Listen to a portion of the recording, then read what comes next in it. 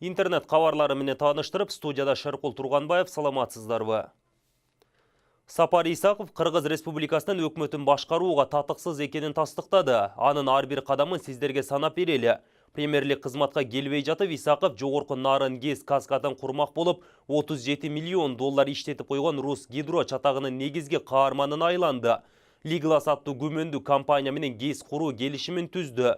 Буга чейин эч качан мындай чоң курулуш иштерин жүргүзбөгөн Лиглас жогорку нарын ГЭС каскадын куруу менен эле чектелбей, Кыргызстанда дагы 10дон ашык кичи ГЭСтерди курууга Сапар Исаковдон уруксат алды. Кыргызстандын премьер-министри элибиз жаш деп ишеним арткан бул жигит Лиглас келишими сыяктуу авантюралык ишке эмне себептен барды алиге дейре белгисиз. Кыргызстандын мамлекеттик Мегаком компаниясын кайдагы бир кооптуу адамдарга сатып жиберүүгө далалат кылды. Казакстан менен чегара көйгөйү татаалдашканда маселени олуттуу сүйлөшүп чечкендин ордуна президент Нурсултан Назарбаевдин жанында туруп сүрөткө түшүп, чегара маселесин чечип койдум деп элге жарыялады. Бирок артынан эле калпы чыгып уят болду. Сапар Исаков тышкы саясатты кой, кошуна боордош эл менен маселе чечүүгө жөндөмсүз экенин көрсөттү. Дүйнөлүк коомчулукка кыргыз бийлигин арсыз көрсөтүп, кадырын түшүрдү. Сапар Исаков премьер-министрлик кызматында сүрөткө түшүү, пиар жасоо, пайдасыз шаан шөөгөттөрдү өткөрүү, 10дон ашык кеңешчи алуу сыяктуу арзан баа иштерге убакыт көп коротту.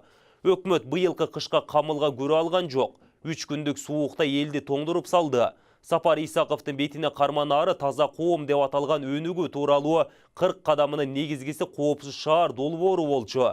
Анын алкагында Кытайлык Huawei компаниясы менен шаарга видео көзөмөл орнотуу келишими түзүлгөн.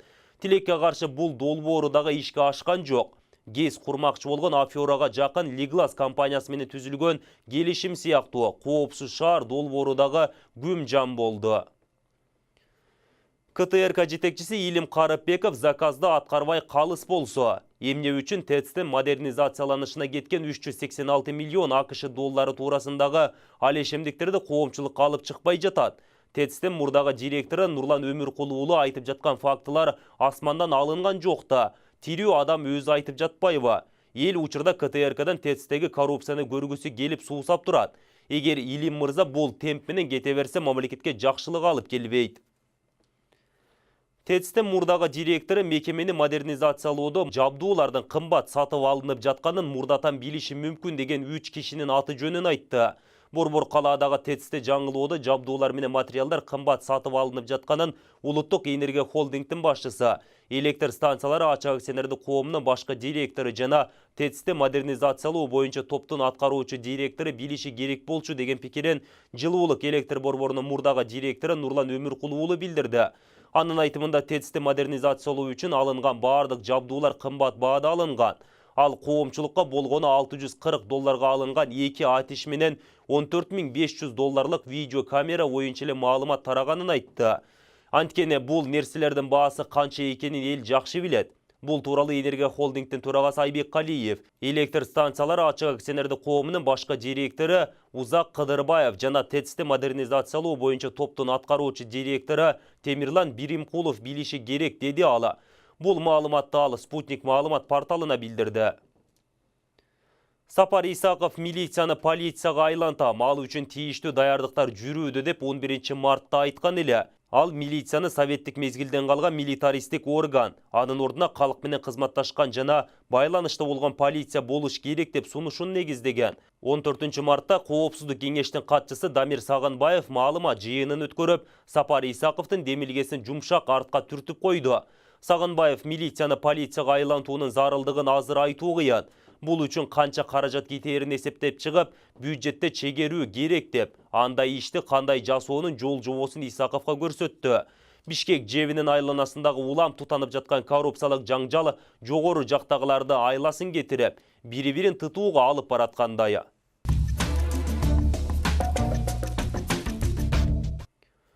Өкмөттүн Жалал Абад областындагы ыйгарым укуктуу өкүлү Кыянбек Сатыбалдиев акыркы күндөрү байманапты кылык жоруктары менен элдин кыжырына тийип баштаптыр. 5-6 жан сакчылар менен жүрөт экен. Сумкесинде өзү көтөрбөй жардамчысына көтөртүп койгонун кантесең. Кадимкидей каада күтүп калган Кыянбектин бул кылыгына маани берип, бул жигитке өкмөт ордун көрсөтүп койсо жакшы болмок экен. Анын үстүнө президентибиз Сооронбай Жээнбеков да айтпадыбы. Атайын мамлекеттин мыйзамына ылайык президент гана кайтарууга алынышы шарт экенин. Президенттен башка бир да жетекчи кайтаруусуз эл менен бирге болушу керек. Аны сынагуу мейли эме, жан сакчыга өз чөнтөгүнөн төлөп берип жаткандары. Сөздөн ишке өтсөк, Жалал-Абадтагы бардык алтын кендерине долияга отуруп алганын айтып жатышат айланасындагылары. Коррупция кайда жатканын укук коргоо органдары аңдап билсе болор эле. Аймактарды өнүктүрүүдө эң биринчи мыкты жетекчилер керек эмеспи? Акыркы учурларда ички иштер министринин биринчи орун басары генерал Сүйүн Өмүрзаков тууралуу ар кандай маалыматтар көп чыгып жатат. Тилекке каршы анын баары жакшы жагдайда эмес. Өмүрзаковдун аброюна шек келтире турган маалыматтары. Бул ирет анын Оштогу Динат кафесине Аис аттуу небересинин туулган күнүн белгилөө үчүн дүңгүрөтө той берип, ага 600 киши чакырылганы тууралуу Телеграф жазып чыкты. Маалыматта бул тойго Сүйүн мырза бир нече миллион короткону, көк бөрү оюнун уюштуруп, байгеге бир нече автомашина коюлганы айтылат. Мындан тышкары Өмүрзаковго тиешелүү делген Мухаммед Умар спорт клубундагы балдарды ийимге кызматка орноштуруп жатканы, жакында 320 миң долларга укмушта үй сатып алганы жазылган. Азырынча бул маалыматтын баарын чындык деп айтууга болбос. Бирок кандай болгон күндө да Сүйүн мырза болгон чындыкты өз оозу менен айтып коюшу керек. 1 май райондук милициясынын башчысы Айбек Жайлообаев деген неме агаларына таянып алып, өз билгенин жасап жатат.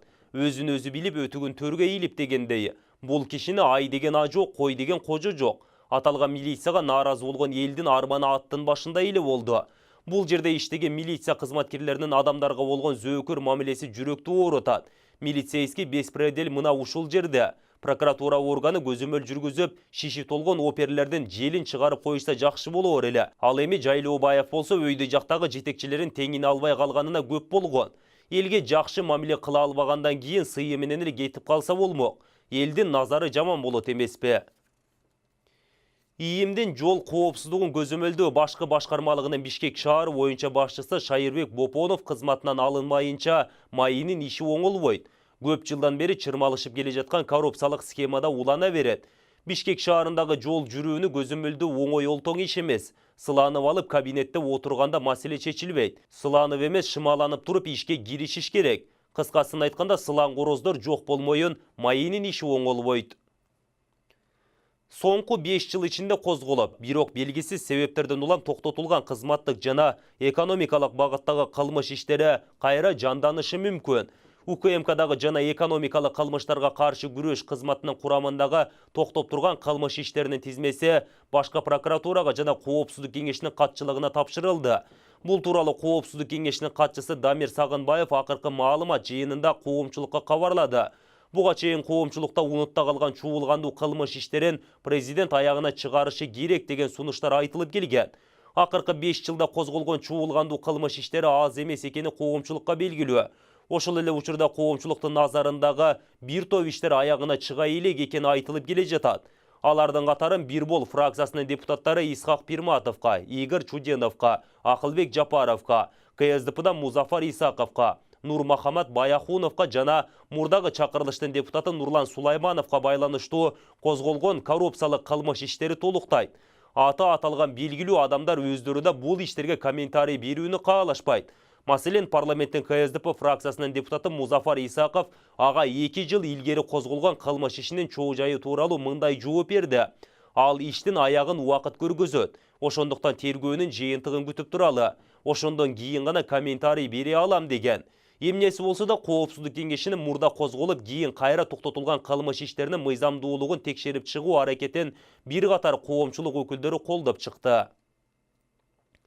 Сиздер интернет кабарларына күбө болдуңуздар. Эске салсам, кеткен материалдар 7 каналдын көз карашын билдирбейт.